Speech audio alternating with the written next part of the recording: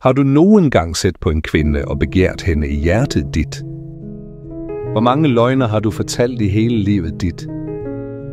Ser du på dig selv som en god person? Hvis du skulle dø pludselig akkurat nå, ville du fortjent at komme til himmelen? Hvis du hævder, at du aldrig har syndet, kalder du Gud for en løgner, som siger, at vi alle er syndere.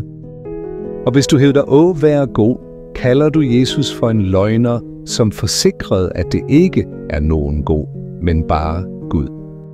Kanskje du ikke er den værste synderen, og i samfundet går du for en god person, men i al ærlighed og for din sjæls kærlighed, lad mig fortælle dig, at du er en sjofel, tabt synder akkurat som resten af os, og at du er på vej mod helvede, hvis du ikke tager greb i dag.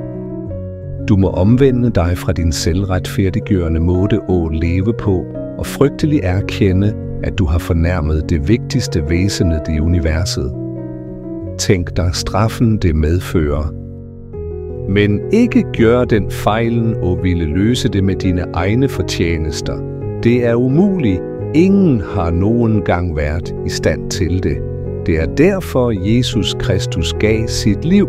Han er frelseren, ikke du eller jeg.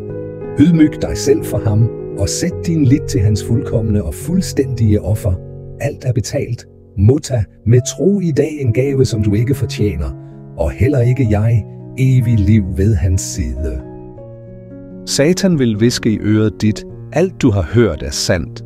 Omvend dig fra din måde at leve på, og sæt din tro helt på Kristus, men gør det i morgen.